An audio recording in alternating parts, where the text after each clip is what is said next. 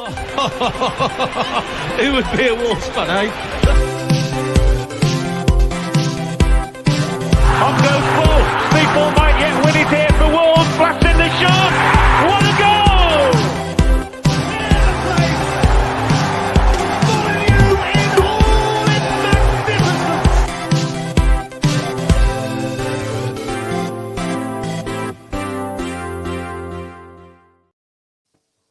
Hello, and welcome to today's episode of Wolves Fancast, part of the 90 Min Football Network. I was going to say, we're a bit down, but not too down, even though we lost 5-1. We got to see, let's be honest, guys, we got to see greatness on the pitch yesterday.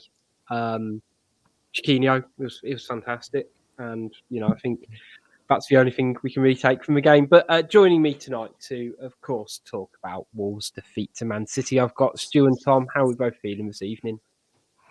No, I'm not even mad. It's just, well, okay. And it's not like one of them defeats where you kind of dread being routed on to do this. I was quite looking forward to this afternoon. I thought, I'm quite looking forward to tonight. I don't know why. It's not even to rant about anything in particular. I had a kind of weird, it was almost like a Zen out-of-body experience watching that yesterday because we were so battered and outclassed. It was like, okay, you literally can't do anything about this. Yeah, it was a bit like you're completely right. The difference between like us, losing 3-1 to Brighton and 5-1 to Man City and your reactions to it. But we won't kind of break down all the goals because, well, essentially they were all very, very similar. But we'll talk starting lineups first because you know what, I was really happy when I saw the starting lineup. The fact I was going to say Bruno had gone for a bit of a gamble. I think we were on our fourth choice touchline manager, was it? I believe. But, as I sort of joked at the start, Chiquinho gets his first start in this sort of hybrid right wing back role. Johnny's right centre half, and we've got Jimenez and Neto up front. Tom, were you kind of fairly happy with the lineup? It's a bit different, but a bit of fun considering we've got fuck all to play for. Well, that's it, yeah. I mean, you can't rotate the midfield, because there's literally just three of them. I was happy to see Chiquinho start. Happy to see Neto giving another go. Seems to be coming back up to fitness. I had no real complaints. Again, obviously no Sace. Totti was, a possibility, but then you wanted to see Johnny play. No real complaints from me. Stu, how are you? I mean, I know you've been sort of crying out for something a bit different, the last sort of 6 weeks or so. And again, this had a very different feel to a starting lineup for the first time in a while. Yeah, I think the last 20 minutes against Chelsea kind of dealt his hand a little bit because this kind of weird, turning Johnny into a Wolverhampton version of Carl Walker was unexpected a week ago. And I still don't think he really worked from a central defender point of view. I just think that the whole experiment just failed. Whereas at Chelsea, chasing the game, having Chiquinho being a wild man and let loose, and being vaguely defensive sometimes, it kind of worked there.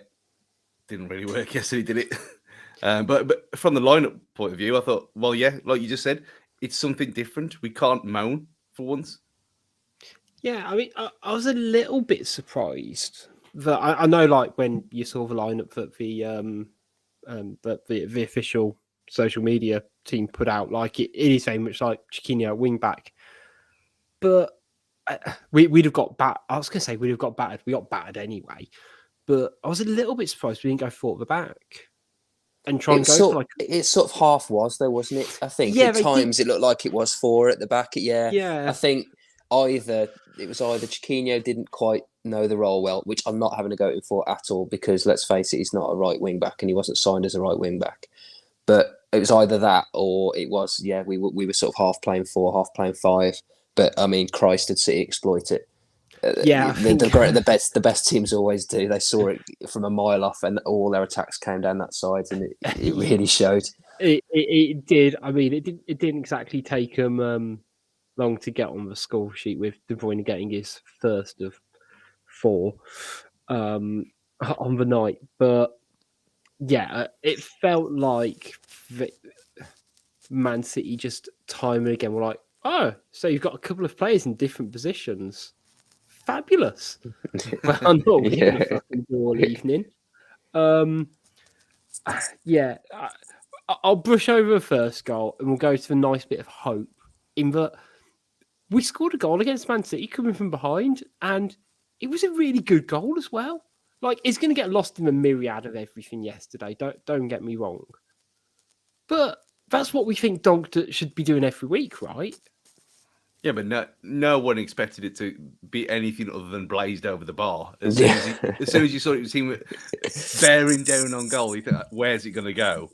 I think there was probably more shock and surprise in that kind of goal celebration / reaction to anything else, because no one, especially on his recent form, how bad he's been, and his overall game continued to be bad. But his shooting has been left to be, well, a lot to be desired, really, all season long. Mm. And this is like the Dendoncker who turned up halfway through the first season back, where he was getting there and he was following through, and it was a great finish. And I'll watch it back when I watch it back on Match Today this afternoon. It was better than I thought. He's actually really composed. It's gone straight through Edison, but again, pace on the ball, which something again you don't expect from Dendoncker. There's a lot to like about the goal, I thought. There's that Jimenez hold up and run, and he played the right pass eventually this season. And then Neto charging through, getting his head up and picking out the right pass, and a Donk goal, which is a rarity in itself. But I thought there's quite a lot to like about it. Yeah, it seemed like a really structured goal, and there was a couple of times yesterday where we kind of showed that we had an idea of how we wanted to get past Man City. And we had it a couple of times in the first half, and we'll go on style of play a bit later. But that goal it felt like that's the blueprint here. We know that we can pass it. We know we've got the skills and the technical movement to exploit them if we want to. But it very much reminds me of my first year at university. And bear with me with this. I was playing Sunday league. It was like intramural, whatever you want to call it. So it's like a casual league run by the uni. And like in our league, we were like the second to worst team. And in the last game of the season, we were playing a team who were competing to finish top. And they needed to get, I think it was, they needed to beat us by like 5 goals or something stupid. And the opposition team had come at like 10 a.m. on a Sunday to come and watch, to basically cheer us on. And we went 1-0 down, and my friend Sam scored, and we went 1-1. And it was like, hang on, are we going to do it against basically it was like the uni second team. And we were just like, some dumb students who kicked a ball about on a Sunday. We're like, hang on, we've got a chance here, lads. They consequently beat us 8-1. And the other team had come out on a Sunday morning to essentially lose the title. Bristol Rovers special. Yeah, pretty much. Yeah, it was. I'm pretty sure from memory we gave away a handball where the ball basically got knocked through, and our centre half slapped it away out of frustration for number 8, and just looked at us like, I don't know what you want me to do. It's like fucking anything from that, but. Anyway, enough about Azerbaijan. Shout out. Yeah, it did sort of feel like I think at the time, I was like, hang on, we've rattled them here. We know what Man City are like when they come here. They don't like it, etc. I think we made them a bit angry, and we made Kevin De Bruyne a bit angry. And I think the rest of spoke for itself, didn't it, Stu? All I could think of was that quote from Pep about how he was scared of Dendoncker. Yeah, I had about 3 people text me that. You think, has he watched any of our games recently? And then that happened.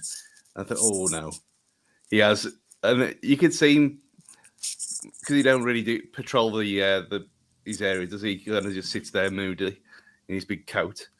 And, they don't like it when things don't go their way, do they? And as if they need it. I mean, I think it was on the Ramble, or it was definitely on another podcast where they'd said Man City are going to absolutely batter people now. Have to get knocked out of the Champions League. They're going to take you out on everyone else in the league for the next 3 games, and probably the cup final. Hopefully, fingers crossed. And that's what they did. And I think us kind of daring to have the audacity to score against them kind of push them on even further. And boy, did they exploit that. Yeah, I mean, I watched the game on TV, and you could say it for first goal, and definitely for the second. Like, there are few teams who know how to exploit space and hit gaps like Man City, but we didn't make it as hard as I think we should have. I think particularly for De Bruyne's second, where like Neves just completely switched off. It was like of literally all players either in that game or in this league to switch off from. He's not the one to do it. And I know me and you, Tom, spoke about this. I think it was at half time, saying I was really surprised they just didn't get Dendoncker just to try and man mark him out of the game. And I know it's a bit, I don't know, Sunday League-esque, but Donk's had that kind of job before against the likes of Pogba, and it's worked really effectively. Teams do it. Teams have done it, and it's not necessarily a level of football. I've seen teams do it in the World Cup. They'll have people just sitting on people, take them out of the game, and you knew after I'll be 5-10 minutes that he was just absolutely dominating the game. So just stick someone on him. Okay, they've got other players who can hurt you, but it was, if you let him have the freedom of the pitch, you're asking for trouble. And he kept picking up the pockets of space in between our defence and midfield. I think he played more like a false 9 than Foden did, to be honest. Yeah, Foden he was a lot more central, didn't he? Yeah, exactly. And he was just picking up those spaces. The midfield wasn't coming back to pick him up, so Cody usually had to come forward, and then the gap it left was just an absolute chasm, and that was where the second goal came from. Yeah. And again, third goal, it sort of had similar vibes, but we just couldn't get anywhere near him. And looking back at it, I struggle because I can't quite weigh up how, on the spectrum, is it Man City are just that good, or were Wolves just really poor? And I think it kind of falls like slap bangish in the middle. That they're really good, but we just kind of didn't do a couple of basic things and dig our heels in, which we've done before, where we've put like 10 men behind the ball. But we've also been, I'd say little Dan hasn't, some of us have been critical of that approach to games and to be that dogmatic. So I do find it like, I don't know, it's that toss-up between being brave and being stupid, isn't it? He picked a good game to be brave in. He picked the wrong one. We've been screaming for him to do it. He just picked the wrong game. I mean, you look at how we set up against Liverpool at home, where it was the complete opposite, and it was frustrate and stay in your shape and do as much as possible to piss him off and keep him at arm's length, which worked if it wasn't for a certain bad boy messing everything up. And then you go to yesterday, which was the complete polar opposite of that, and you think there's got to be some middle ground between them two things, surely. Yeah, and I think there was a couple of points in the first half, particularly the second half ran away from us, to be honest, and there's almost not much to really write home about. But first half, there was a couple of points where we either gave away possession really sloppily, where we just needed to keep it that little bit longer, and it wasn't like Man City's press was panicking us. We were just, and like they were intercepting it away. We were just like passing it to no one, and I think that frustrated me, because that wasn't Man City being really good. That was Martino did it a couple of times. It's like, that's your job. That is like for one, that is what you are really good at. And there's a couple of points where we just couldn't have that controlled aggression to really kind of hit home on a consistent basis, particularly down that left side.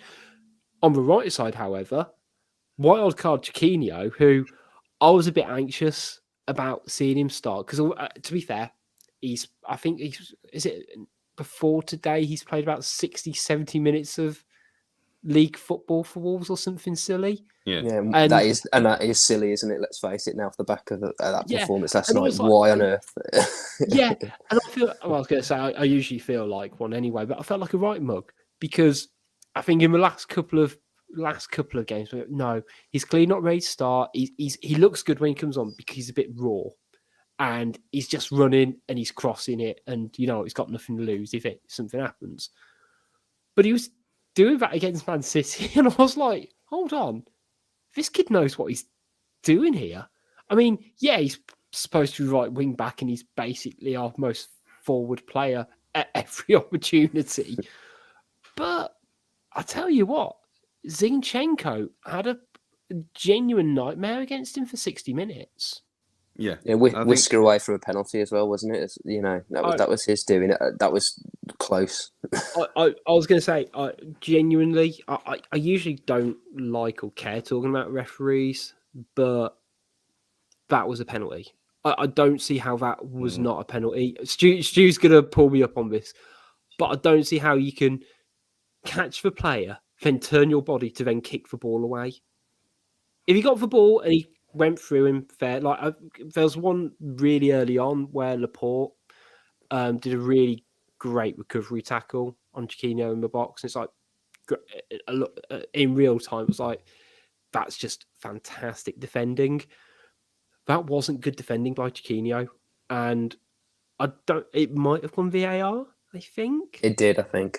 Yeah. He wasn't enough to overturn it, I don't think. No. But there was a couple of occasions like that, I think it would have been in the second half, because it was towards the South Bank that, Chiquinho almost did like a Traore, pass Zinchenko, and Zinchenko hacks him, pulls him back. No booking, obviously, because, why bother booking players for that these days? But it was a bona fide nightmare. Yeah, I mean, it was the same until watching him destroy Chelsea on his own, and it was the same thing though. It was he's raw, he doesn't care, he's off the bench. But yesterday, it was the fact that when he was tracking back, he wasn't like jumping into tackles. He was just putting a block there and coming away with the ball over and over again against proper world class players, and not just one or two of them. That everyone who came near him, he's like, well, this kid's not a defender, yet he's probably won more duels, I suppose you call it nowadays, than Dendoncker has in the last month or so. And he came away with the ball and he looked dangerous. I mean, yeah, he's crossing wild, brilliant, but he had mere seconds this week rather than a couple of paces like he did at Chelsea. But again, the fact that he has had so little minutes, the fact that he's so raw, he costs so little money, and you're talking about a team cost over £1.25 billion to assemble in Man City, and he caused them more problems than anyone else. Kind of says everything you need to know about him. And I think you're thinking about unearthing gems. I think this is going way above anything we've found before because he's superb. He really is. So, my question on Chiquinho, actually, I've got about 4 or 5 to be honest. Now starting it. So, my first one is, where does he fit in next season? I'm guessing in like a front three, or because love him to bits. I was loving it on socials yesterday talking about him, but he ain't. I don't want to play him wing back if we can help it. To be honest, it's a waste. It's a waste having him a wing back anyway. And if we go into a back four, like everyone in the entire world seems to think we are, if he's 4-4-2 or 4-2-3-1, he has to play at the right hand side of whichever system that is. He just has to. I don't see why or who else. Well, we haven't got anyone else who can play there anyway. But if you're going to do it properly and not have inverted players on the wrong sides, and you're going to have balls into the box at last, then he has to play the furthest forward right-hand side role. He just has to.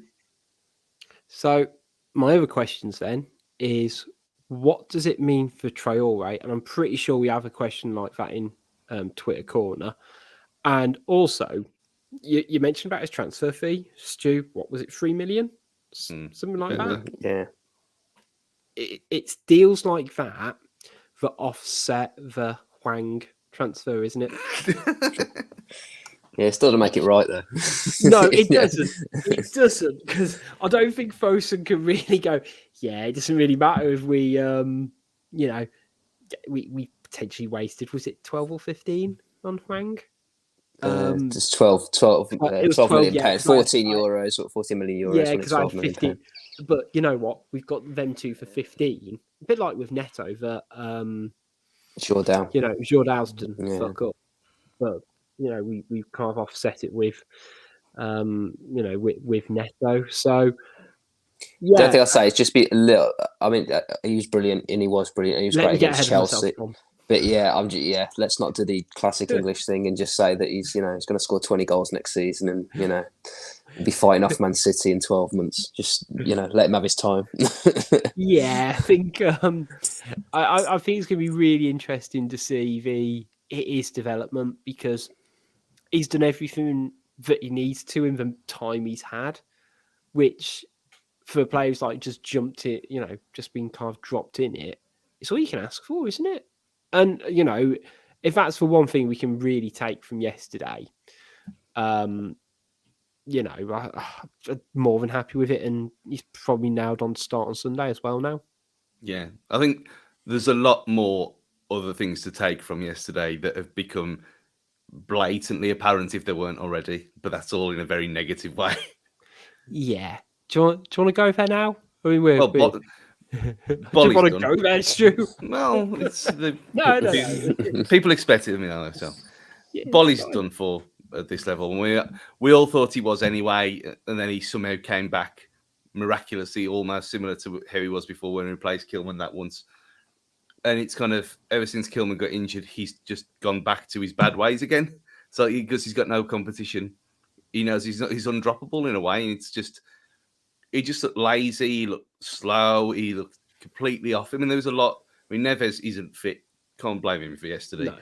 Martinho ran his arse off again at his age. I mean, some of them should be absolutely embarrassed with themselves and the amount of ground that Martinho covered. I mean, yeah, he gave the ball away quite a lot, but again, look what he's working with. And I think the fact that we still have Dendoncker in the year 2022, and that midfield was a joke. I know we're playing one of the best teams in the world, but that midfield is a complete joke against high quality opposition. We've got no legs in there. There's no kind of. We've been saying it since he left. We've never upgraded or replaced Alfred Ndai. It's just ridiculous. We haven't got someone like that in the middle. When we had it a bit with Owen Otasowie, but it was again part of the bad club, and he had to go. He played 5 times for us. It's not really. Yeah. But you know what I mean. Someone of that stature and someone of that kind of presence. We haven't had that since the Championship. We haven't had it in the Premier League at all. Mm. We've been crying out for someone like that for ages, and I think hopefully, we'll come on to it later. But if we started with Cody and Totti Gomez against Norwich, bring it on, back 4 all day long. Fuck the rest of them off. Don't care anymore. Had enough. So that clean sweep, get some proper defenders in. None of this pissing about with midfielders in defence like we've said for years. Sace has obviously played his last game already. He wasn't even on the bench, was he, yesterday? So I think, yeah. I mean, Boys to Men said it best, didn't they? They've come to the end of the road, half these players. So clean sweep needed. And there's no moaning about, we have to play within our means. We've said this over and over again, that £20 million, we're not going to find gems like Chiquinho for central defence for £20 million, are we? Then something needs to change, and that does not include selling our best player. Well, we haven't bought a centre-half for 3 years. It's ridiculous. It's mad. But I'm a big believer in cycles in football. Massively in cycles. This team's at the end of its cycle now, big time, and things need to change. I think we've eked every ounce out of them as well. Yeah, it's fine, and that they can leave with my blessing, almost all of them, to be fair. But yeah, things need to change now. Yeah, I think it became it's been apparent for a while. We've talked about when we're showing us, particularly the midfield and defence. It's just it hasn't had that natural progression or turnover of players, has it? Second half, I mean, at 3-1 at half time, I was confident's the wrong word, but I still fancied us to get a goal and like make it a bit awkward. And then, De Bruyne showed up again. I think one thing that I think disappointed quite a few fans was the sub second half and the input / lack of. Yeah, it's like take 2, isn't it? Or take 25 with subs this season. Yeah, I don't know what on earth he was thinking of with that. What, you've taken off a focal point? I don't know. I'm probably in the minority. I don't think we were terrible until the subs. I thought we were brave. We tried to play out the back. We looked a bit more threatening going forward. We had the couple of penalty appeals. We had I know it was slightly offside with that Cody header from Edison. And there was, I had to watch it at home as well because I'm home with COVID at the moment. But Pep was getting a little bit antsy on the side before that fourth goal went in, and his celebration for the fourth goal said it all. But then the subs happened, and it was just a joke. You take your focal point off, and if Leeds has taught us anything, we can't do anything without a focal point up there. You're putting on Hwang, who is just absolute shit. What's it saying to Fabio? That you've got a player who's shite, and then you've got a player who's probably not going to be here coming on ahead of him. I didn't get it, and Pep saw it as well because he took off one of his centre halves and put on Mahrez, didn't he? Or didn't he take off Rodri and put on Mahrez later on because he knew we had absolutely nothing going forward anymore? So let's get some more goals, get the goal difference up. Yeah, didn't need that extra protection.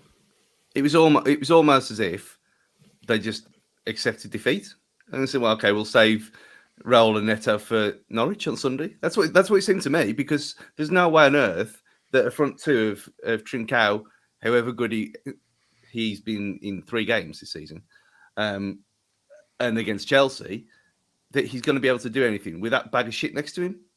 And yesterday, I was trying to think, is the last time we've had someone as bad as him? And you're looking at probably Robert Taylor for thinking of players who we know full well he's still going to feature all the time until this manager leaves. Because that's what I remember thinking that after about 2 games under Colin Lee, you're thinking we've got to suffer Robert Taylor until Colin Lee leaves this club. And I think that's going to be the same with Wang until Bruno Lage goes, or that could be sooner rather than later if you read Twitter today. Deutsch in. But you know what I mean? Because I don't know how he's here, other than the fact that where he comes from and we might sell a few shirts. He's got no skill. I'm a 38-year-old fat man, and I have got better first touch and second touch than he has. And I mean, a couple of times yesterday when he just lost the ball completely, you think, what do you do all week? There was one that summed it up for me. He rolled his man. Quite nice, actually. No touch, rolled his man. His first touch when he's literally no one around him and he's not through on goal, but he's got a clean run at goal.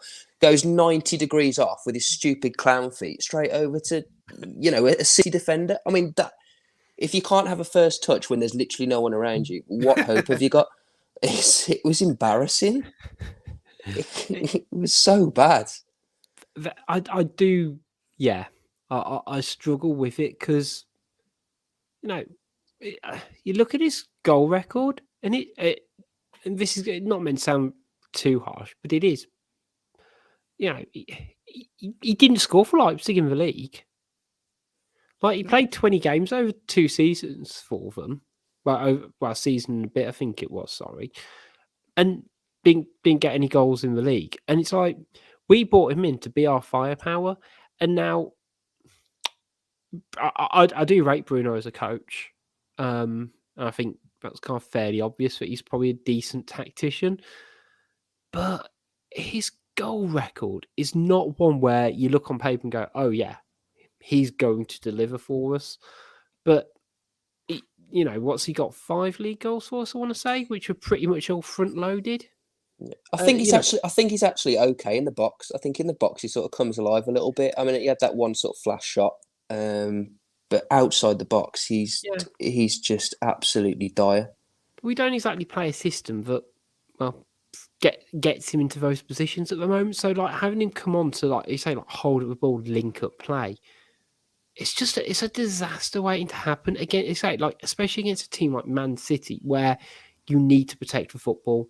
That is the fundamental thing that, like, if they have the ball, they'll punish you. You want to make sure you keep it away from them, if or at least give yourself half a chance. And yeah, I'm interested to see what happens with Wang in the summer. Whether they do kind of pull an Aphobie and he goes off somewhere or what. That's what I would do. I think there may be more to the Adama deal that meets the eye, but if Sellers is the main culprit for the Adama deal and he was the protagonist for the Huang deal, he needs his P45 ASAP because he doesn't deserve the summer. Because that's incompetent to get Huang in when there was literally no reason to. He could have had these few months, and then made the call at the end of the summer. Yeah, I am really surprised because he didn't even do enough by January to really, like. I think at the time in January when we signed him permanently, we were all a bit like, okay. I mean, he's been all right, but he's also been injured for 2 months. Yeah. Brian on the old YouTube comments has said, other than Raul, none of them have a goal scoring record at this level. Even Raul's wasn't that great before he came to us, if I remember correctly. And hey, don't get me wrong, players improve and stuff like that. But we do need, we need to find a way of getting more goals because, frankly, the fact that Kevin De Bruyne is the joint highest goal scorer at Molineux this season after last night kind of speaks volumes. Guys, do you have any kind of more thoughts about yesterday's game? We've talked Chiquinho, we've talked about defending, we've talked about the difficulties, frankly, of playing against City and that we didn't always get it right, but we showed glimpses. Have you got any further thoughts on the game? I think City would have beaten anyone last night. There was no shame to losing to City last night. They would have beat anyone. And again, I'll say it again. I don't think we were that bad until the fourth goal went in and the subs came on, and then we were terrible, and then it was embarrassing. And I'll admit that there's no shame to losing it. We just got to, just take this one on the chin, I suppose, and try and learn from it. And we have learned stuff from it, like Stu says. Certain players aren't good enough. Certain players need to leave. Yeah. I think. Go on, Stu, sorry. No, I was going to say on that, there was, I think that De Bruyne performance is probably the best performance live I've ever seen in my entire life, ever. He was, I'd always said Thierry Henry against us was probably the best player I'd seen. But that last night, regardless of Neves not being able to handle him, I don't think Tom said with that team, I don't think anyone could have handled him at all. It was almost like he was possessed. He was possessed by the ghost of Steve Sedgley. That's all I can think of. He was everywhere. And I think more than anything else that surprised me as well, like you don't kind of see this on telly as much, but just how hard and true he just hits the ball at all times. Yeah. It's like you look at some of our shots are like so powder puff, and the one that he's just whacked into the bottom corner from 20 yards out, and you think, with hardly any backlift at all, I think, this is the level that you got to get to, where we're obviously 3 or 4 below that naturally with a net spend and whatever. I thought Sarr was pretty bad last night as well. Yeah, I think thought the first goal he could have done better with, actually. Yeah, watching match of the day, I didn't think anything of it at first, but I thought, it's just one of them. It's hard to get to, but first one's gone through him where I think when he's come to spread himself and it's touched his hand, he was being a bit hesitant to not give yet another penalty away. And I think his kicking was bad as well. You think, it's, I don't know, for everyone to have an off night, which kind of doesn't. But then again, when you've got Bolly in front of you playing as bad as he did, and you've got Johnny playing in a position I don't think he's ever played in his life. What do you expect, really? I think it was, but all that said and done, I even said that you can kind of be I mean, I stayed until the end. I applauded him off. I thought it was half-time and full-time because the effort was there. They just weren't good enough. And there's no shame. I said at half-time especially, half-time, there was no shame in approaching the game the way we did. It was admirable to have a go because we needed that the dream of Europe was still flickering away, even though the wick was at the bottom, the candle.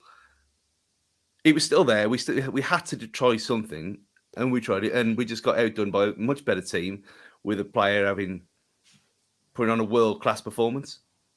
And there's no shame in that. What happened after, there's shame about, and we've talked about that already. But yeah, I think more than anything else, we saw something special last night in De Bruyne, and we also saw the end of half of that team's Wolves career. Yeah, and I think even some who weren't even playing as well, which is, I think it's going to be interesting come Sunday, because it might be the last chance for a few of them to have their last time at Molineux, which is a really nice point and a really good segue to come to our break, because afterwards we're going to be talking about the Norwich game, everyone. Please stay with us. We're going to take a short break, have a word from our sponsors, and catch you after this. Hi, it's Richard from Wolves Fancast here. Just interrupting today's show before we get back to some questionable opinions and opinionated questions to talk to you a little bit about our sponsors, Pixel Yeti Media. They are a design agency that put you and your business first, from web design, logo and branding design, and marketing. If you have any marketing needs, get in touch with them to find out how they can help you get it right. They are over at pixelyetimedia.com. Now let's get back to a show where we can give you some really forced wordplay, niche cultural references, and maybe even a bit of football talk. Hello, welcome back everybody. Before we talk about Norwich, quick look at the league table. Stu, you said it at the start, European football's dead in the water basically, isn't it? We're 5 points off West Ham, 2 games to go, with one of them being against Liverpool. More to the point, are you a bit anxious we're not going to finish 8th? We might not finish in the top half at this rate. I mean, it would surprise me when it was Leicester with the game in hand.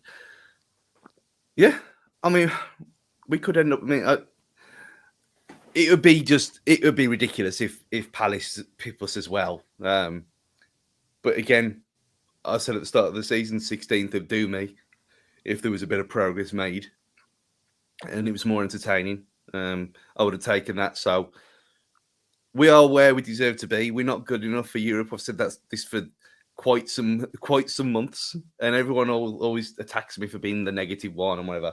And what did I say when we said about, was it before the Newcastle game, and we did our predictions for the rest of the season, and I said we'd probably get about 5 points between then and now, and we've got 1. Yeah.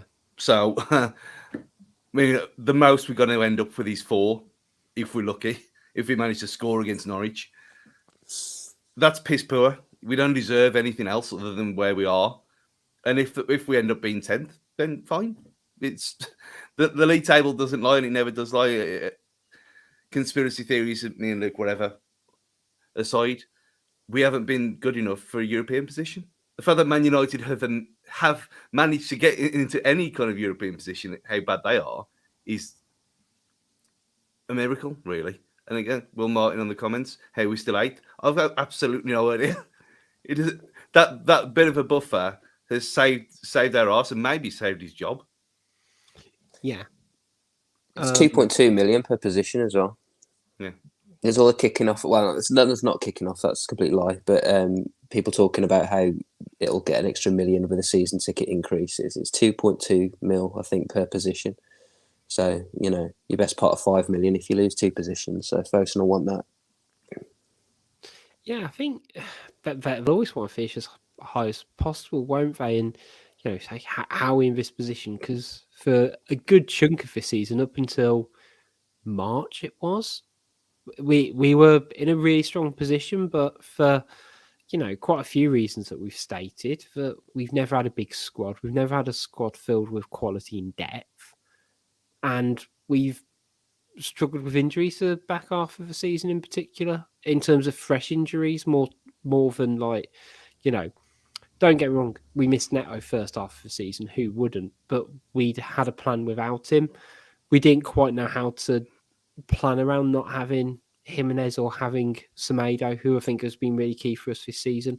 And then, rushing both of them back at certain points. Like, Neves isn't fit at the moment, but he's not giving Kundal that much of a chance, for one reason or another. And you say we've absolutely tanked it second half of the season, or last third even, which is really disappointing because we'd had an opportunity to get 60 points this year, and we'll get. I was going to say nowhere near. We'll be off by at least 7. Probably knowing us, we'll probably be off by 10. Because on Sunday we will be playing Norwich. I hadn't quite put in my head that all the games were happening on Sunday/Monday.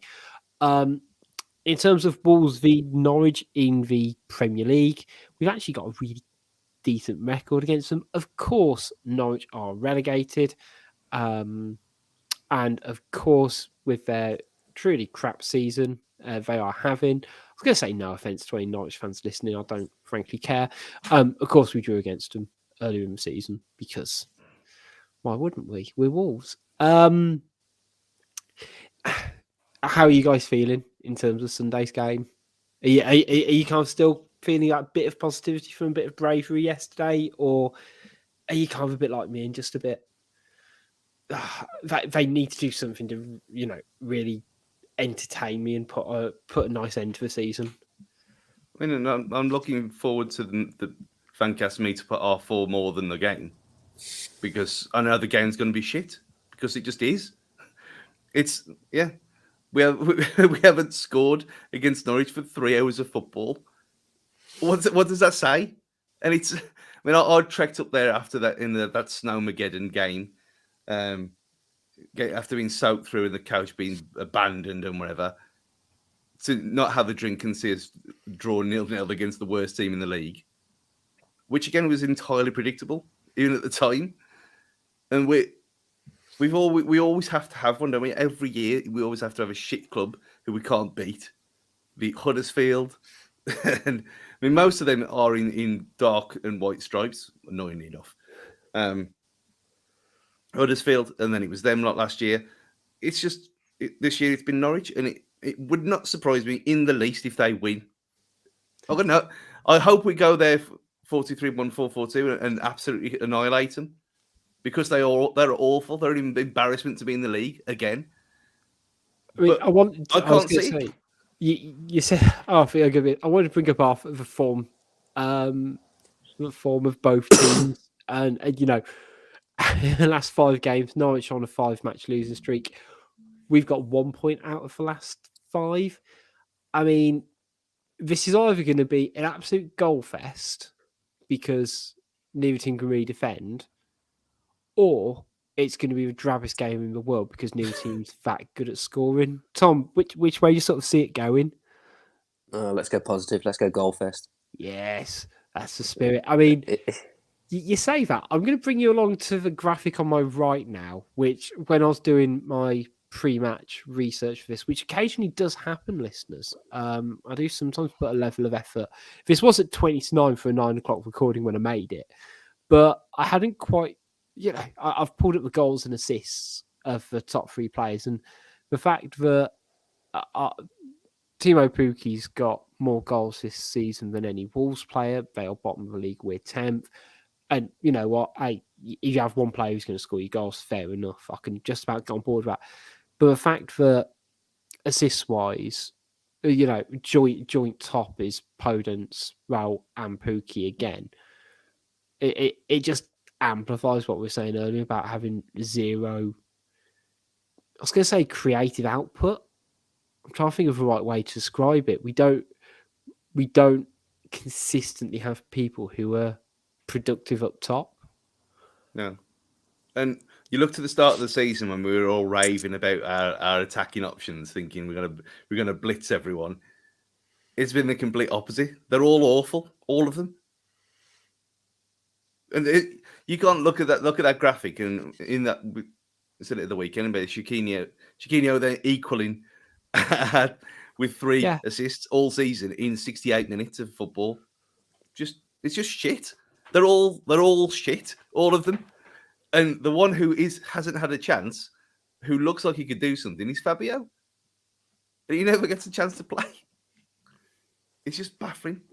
Yeah, Neto looked a bit better last night. He looked all right against Chelsea, didn't he? I think he's promising his fitness back, isn't he? Yeah, that fills me with a bit of hope for next season. Yeah, Neto's exempt because he's come back. It's going to take a long time to get back from a broken kneecap. And to even see him this season is amazing in itself. It's more like an extended pre-season really for him. Yeah. Pedence, Trincao, Huang, Traore, all terrible, and the stats are there. I mean, however much of an influence Pedence is, he doesn't actually do anything. He's more of a distraction for other people to score rather than anything else. But assists-wise, no.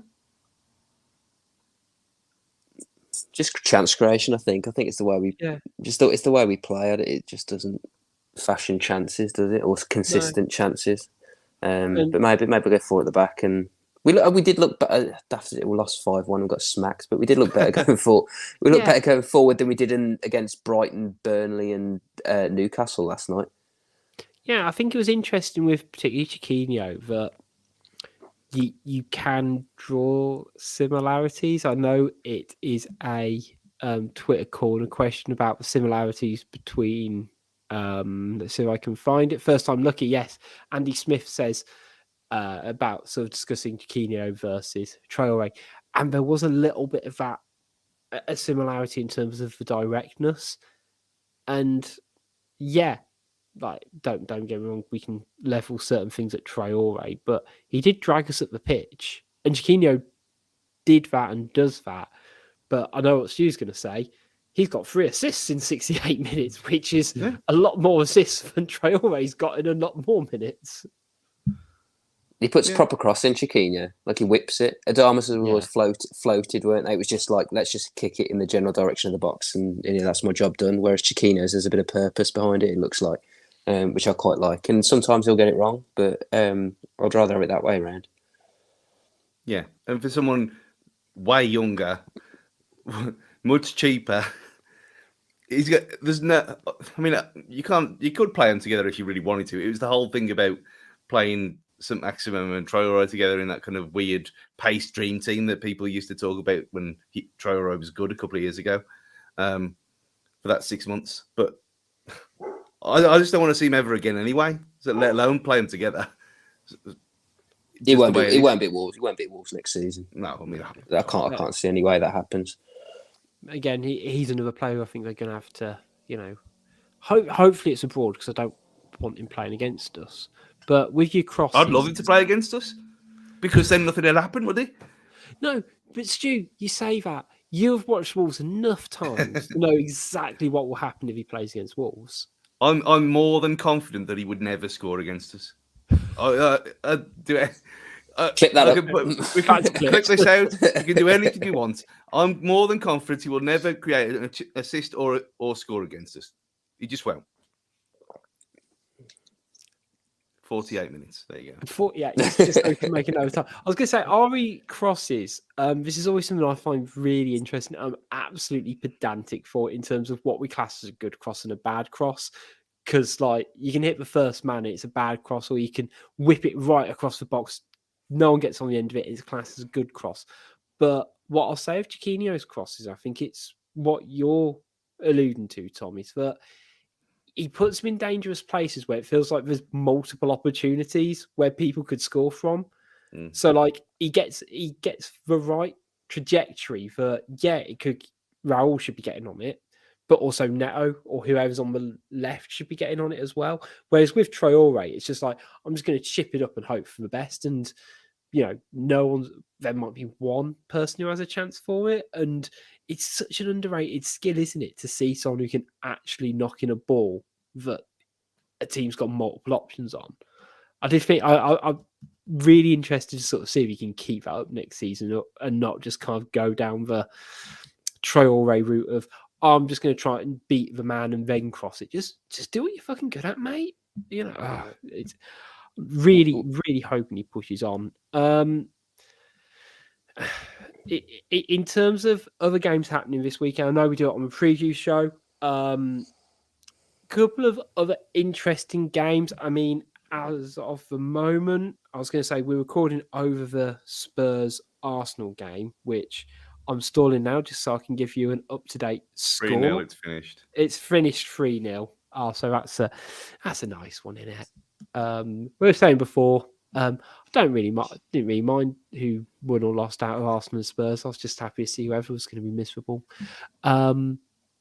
But yeah, any games you're looking forward to this weekend apart from the cup final? Well, we won't really see any, will we? I mean, no, they're all on 2. Yeah. Everton, Brentford are 4. I can see Everton winning that though, and kind of Everton's safe now. Leeds are falling like a stone. Yeah, they've got no players either. No, I was going to say they're all suspended, aren't they? You're going to have no one. When you read Gandhi quotes. He's gone. He really has turned into Ted Lasso. He made a whole song and dance about not being Ted Lasso, and now he might as well just come up with something and just walk into the dressing room with a bit of believe and tape it to the wall. It's such a shame for him, not Leeds. I mean, Leeds going down is hilarious. Yeah.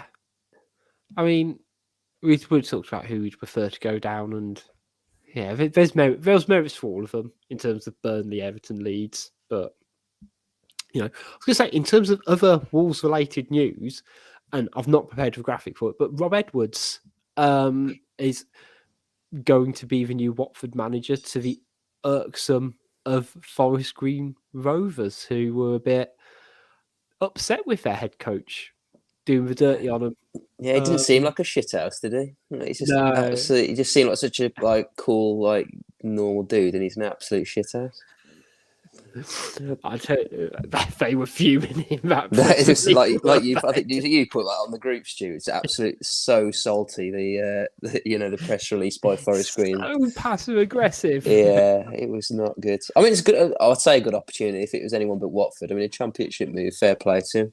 I looked at his managerial career because it's his first proper job. Really, he did a good job with the under-23s. Then he went to Telford, and then he went there. So, but yeah, he's done a decent job. But I mean, he'll get a 3-year payoff in about 6 months, won't he? Yeah, I mean, I'm disappointed to see any manager go to Watford, to be honest, because I don't kind of see the point. If you're a young up-and-coming manager like Rob Edwards is supposed to be, the only reason you go is for the money, but it's not. It's because you've got the ego, because every kind of good manager or ambitious manager will go, I'm going to be the manager who stops Watford from doing what they do, which is get rid of a manager every 6 to 12 months. But it looks better on his CV as well, because Forest Green have just got promoted from League 2 to League 1. So ideally, he should be fit, he should be fishing for a job in League 1 now. All of a sudden, that Watford job will elevate him to having a higher amount of options going forward. So if he does a half decent job with Watford, let's say they finish in the playoffs next season, which is most likely where they'll finish, and if they lose in the semi-final, Watford inevitably get rid of him at the end of the season.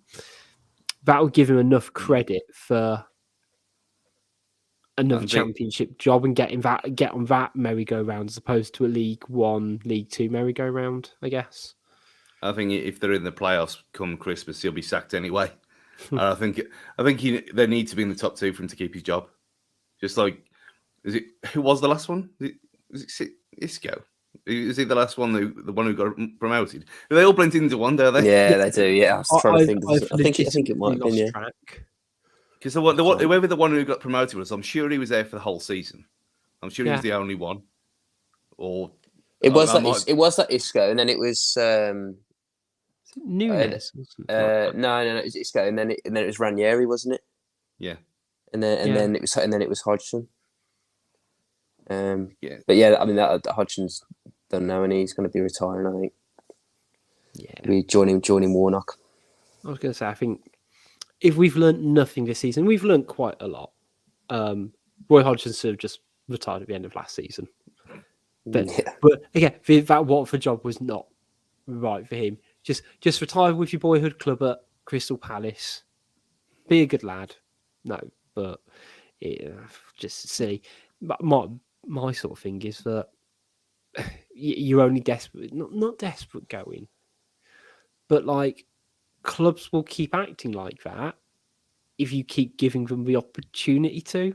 I think when it comes to like that Watford situation, in terms of not having that consistent stability, and it's going to cripple that club at some point because they'll just have no connection.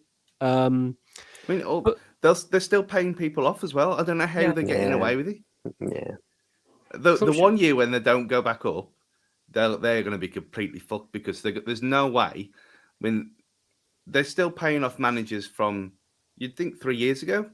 If they have to pay the length of the contract up, so they can't keep doing this every year and getting away with it. Like, well, they have so far, but like you said, Rich, one day it's going to come back and bite them. And if they don't go up next year, that could be the time where they could sink back to where they came from, like lower championship again.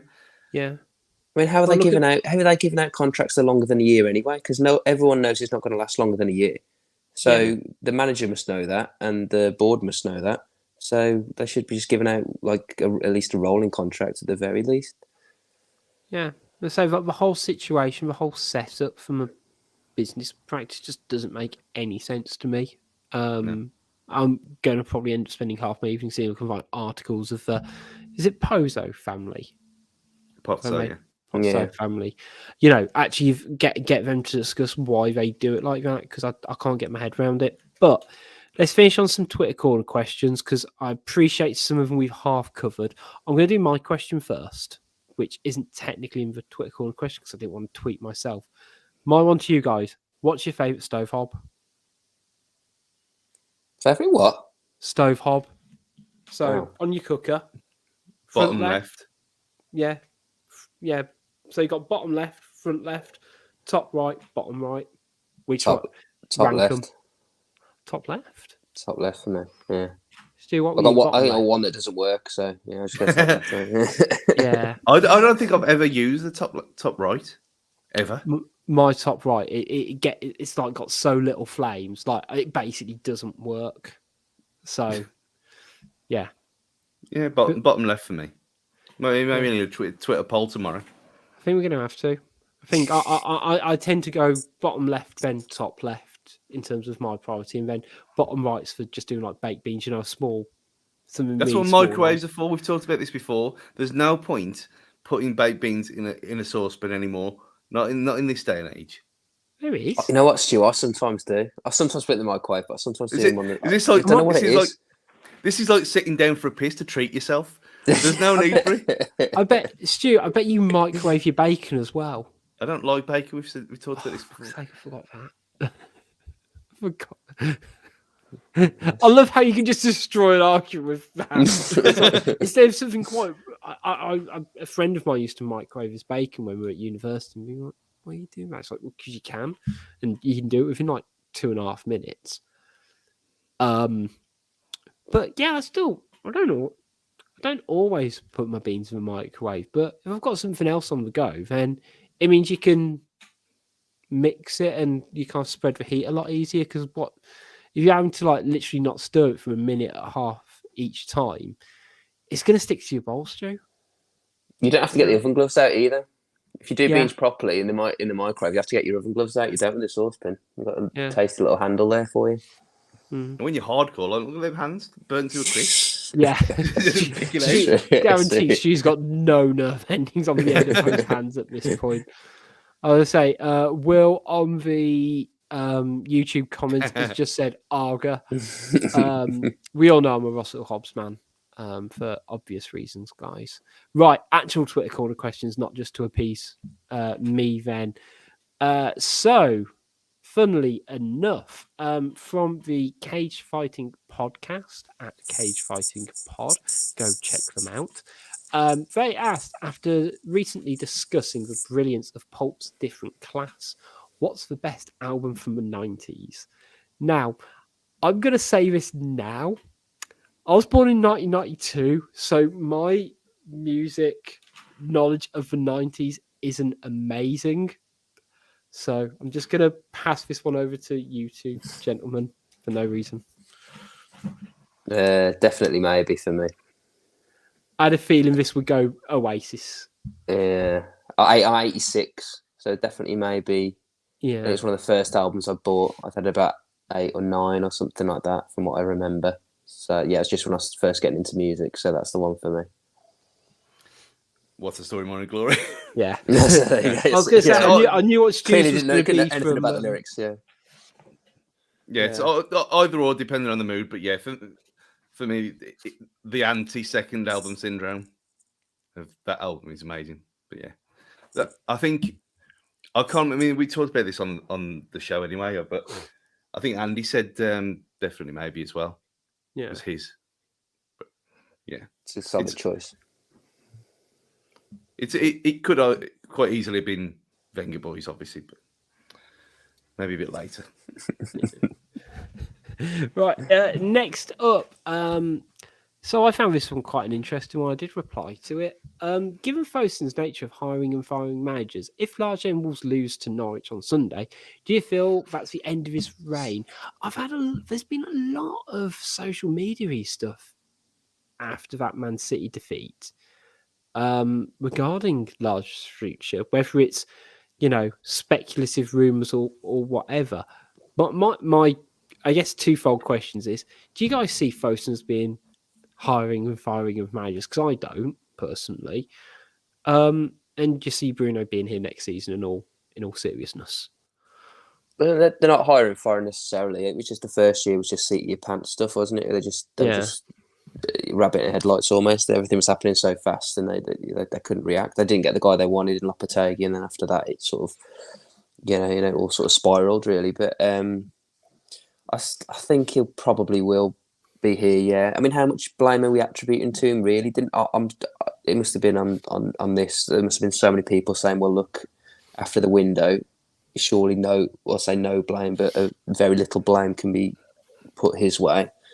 Based on the tools that he's got, the 2/3 of the season has been really good by and large. This section of the season we're in now has been dire, but is that players burning out, lack of options? You've had Pedence missing, Neves missing, Semedo missing. We were performing above our means prior to that, and he's got no options to change. His subs need work big time. His in-game management needs big time work.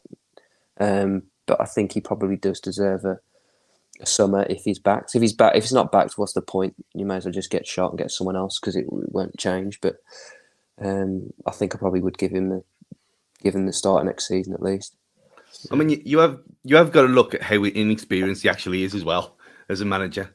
He might be older than you'd expect for a relative newbie, but he hasn't had first team managerial experience that much, really. He had the Benfica thing, and the only troubling thing for me, when you look at he had 2 wins in 13 games towards the end of his reign at Benfica, and he couldn't turn it round. And obviously that was again because of selling João Felix from under him. But that wasn't then. That was something that happened, and then it spiraled, and he couldn't fix it. That's the only worry for me. I mean, I've said all season long that, I mean, I can't see anyone else would have come in under the circumstances of what they did this season. I mean, we said it in August, we said it in January. It was ridiculous. We needed bodies, and not just bodies. We needed actual quality players. And this whole sustainable model is just bollocks. It's never going to work. The only thing it's ever going to do is relegate us in the end, because you can't compete in the Premier League like that. You just can't, unless you're selling your best players all the time and be Southampton. You can't blame the manager for that when he's working with players who are so set in a way of playing, and they're not good enough to do anything else, which is why the whole first 3 games excitement was abandoned, because we were losing.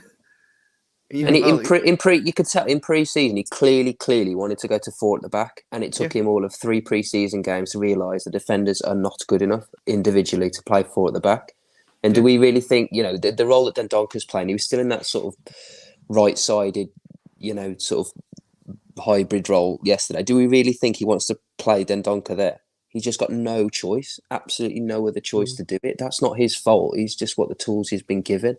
And like I say, there are certain parts of his management that needs work, without a doubt. But there's a lot that he can't have any control over. So, I think he deserves a bit more time. Yeah, 1000% agree.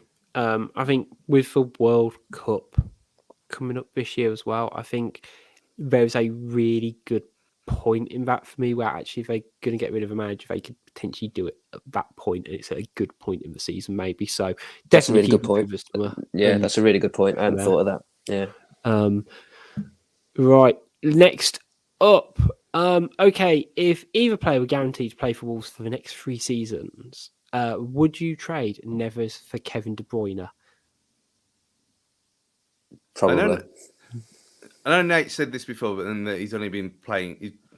He's only been watching football really for the last 5 or so years, and he said that he doesn't really. He kind of, when people rave about midfielders and stuff, he doesn't kind of understand that part of the game as much yet. And I said, well, that kind of comes with experience. So I'm gonna take this for what it is, because Kevin De Bruyne is one of the best players in the entire world. I'd get rid of everyone and let him play on his own for the next 3 years. Let alone trade Neves. Yeah. I mean, Neves was, an unfit Neves was kind of shown up yesterday, why he's probably still going to be here next year. Yeah. My only thing about that is, would I have Kevin De Bruyne over Ruben Neves? Yeah, probably. Would I feel a bit bad for Kevin De Bruyne having to, having him like ping a pass out to Hwang, only to kind of see it bounce to a right back, or him thread a pinpoint through ball to Jimenez, only like for Jimenez to barrel roll into a goalkeeper? I would feel a bit sorry for him, but yeah, he'd probably just do it all himself anyway, wouldn't he? Right. Next up, from Dean Marston, regular contributor. He's asked about what team we want to see Sunday. We've kind of already covered that anyway, but he's done a 2-folder for us. And he sort of said, who do you think will leave this summer? So if you disregard all the expiring contract players just for now, do you have an outside bet of a player who you think's going to leave? And this is think and not want, which we all know. If it was the other way around, who I'd say. Don't actually have that many players. What do I think about it? You might see. It wouldn't surprise me if Raul left. Just for a fresh start for everyone, like I said a few weeks ago. Although to be fair, I thought he played better than he has for a long time. Yeah, I agree. Yesterday, I agree. Yeah. And that was kind of the thinking of taking him off. I mean, he should have brought Fabio on. That's by the by, but Raul maybe.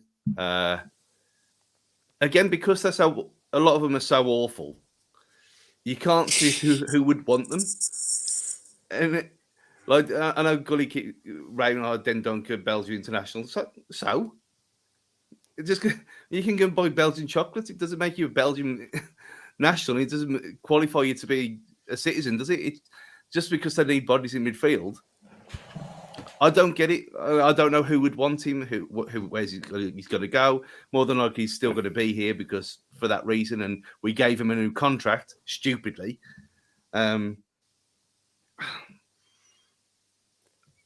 think I'd probably say I'd probably say either Raul or Semedo. Maybe Semedo. Maybe. I hope not. Wing back's the only area I'm bloody confident in. Apart from keeper. I think that there'll be a taker for Dendonker if you want to get rid. But saying that, if Moutinho goes, Dendonker, you're looking to get rid of Dendonker and Neves is a toss of a coin. Then you've got to buy 4 midfielders, which maybe we need it. But I mean that's a bit mad, isn't it? And I'm not adverse to Donko, and I think he's another one that needs a refresh. I think Bolly, Sace, Donk. You could make the argument for Raul. Huang, I want to see the back of, obviously. And then you got to then get some quality in. I don't mean some 19-year-old kid. It's got to be quality. Got coming in some of the rise. It's pointless. Yeah, I was going to say it's interesting because we've rattled off most of the first team there. Even if you include Neves to a degree, because there's always going to be people reportedly looking at maybe inquiring about the potential of signing him. The only player we haven't have mentioned, and you mentioned Semedo as well as an outside bet, only player we've not actually mentioned, I think, is someone like Cody, who has been kind of linked a couple of times. Do you think there's anything in terms of him going? I think he'd maybe he'd want to try play in a back four first. Maybe. Mm. That's the only thing I could think of. I mean, the fact that he's settled here, and obviously his family don't live here, so it's nothing to do with that. But I think maybe not this summer, maybe next summer. I think once Saisa's gone, once the old guard, once Ruddy leaves as well, that core of the old dressing room starts to dwindle away. Maybe then you kind of see, okay, well, all my friends have gone now, that kind of thing. But I can't see it this summer just because there's already, by the sense of it, there's already going to be too much upheaval as it is. Yeah, absolutely. I can name 5 positions I'd improve on over Cody, to be honest. And if you lose in, say, potentially Neves, potentially Moutinho, I don't think you can afford to lose Cody, and potentially Ruddy, you can't afford to lose him. No, it's going to be a big leadership void in this team, just off the back of Sace, Ruddy, and Moutinho. That's a big locker room presence as is. I don't know.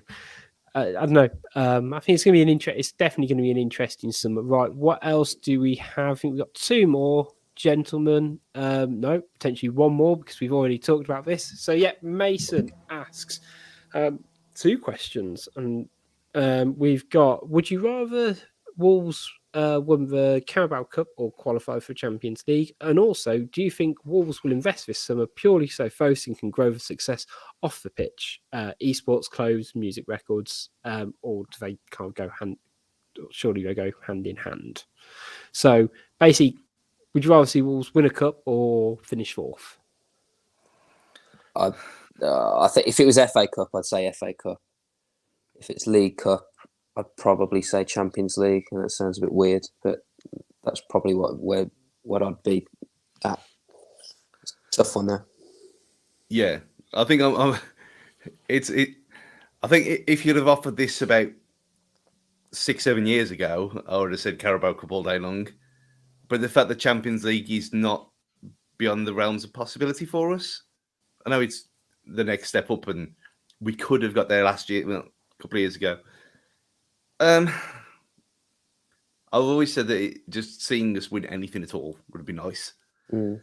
But at the same time, if I heard that music at Molineux, I know I'd be crying. So I had the same thought of that. Yeah, music. So, I mean, even when they put it in FIFA, and we had Molineux in FIFA after we left Ivy Lane at last, it was even the virtual version of it. It was emotional.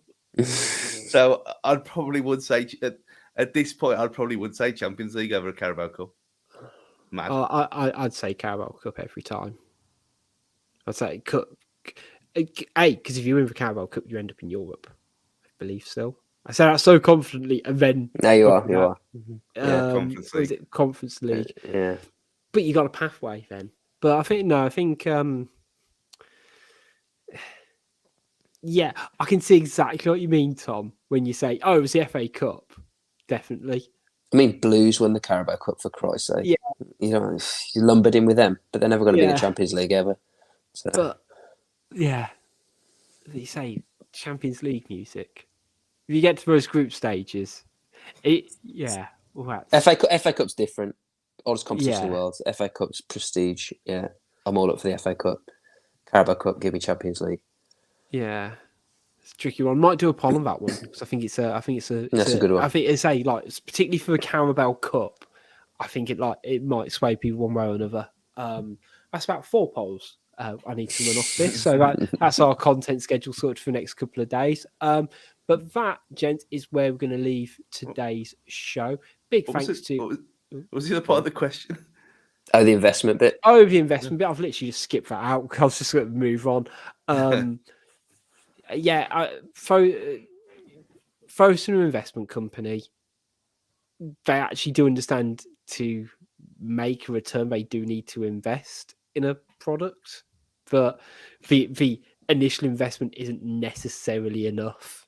I genuinely do think that. Yes, they have a sustainability model, and yeah, they've got these wild ideas about how they can enhance the name. But I think it all goes hand in hand, doesn't it, in terms of their extra stuff. Yeah, I think they have to invest this summer. I don't think for any other reason other than they need to. Otherwise, they're going to go so far backwards. And at the end of the day, without the prestige of the club being in the Premier League and in the higher echelons in the Premier League, you can forget everything else. You can just write it all off because no one will care. Yeah. Worldwide, no, we don't really care as it is, but like the worldwide audience definitely won't care. So. You can forget it. They've got to do it. Otherwise, they're going to go so far back. And that stuff they said about being, they want to be challenging Man City in 10 years was it when he first came in? I know that's sort of pie in the sky stuff, but maybe last night I make me realise that they're further away now than they were 3 years ago. Yeah, definitely. Well, now we actually answered part 2 of a question for once. We'll end it there. Big thanks to everyone who's listened and tuned in live on YouTube. We'll be back on Monday night. I think it'll probably be to react to the Norwich. I was going to say the Norwich defeat. Fuck no, to the Norwich game. Positive manifestations, guys. Big thanks to our sponsors, Pixel Yeti Media, and of course, 19 Min Football Network. Make sure you check us out on all our socials at Wolves Fancast on Twitter, Facebook, and Instagram. Until next time, it's goodbye from Tom. Evening. It's bye from Stu. Yeah. And it's goodbye from me. See you next time.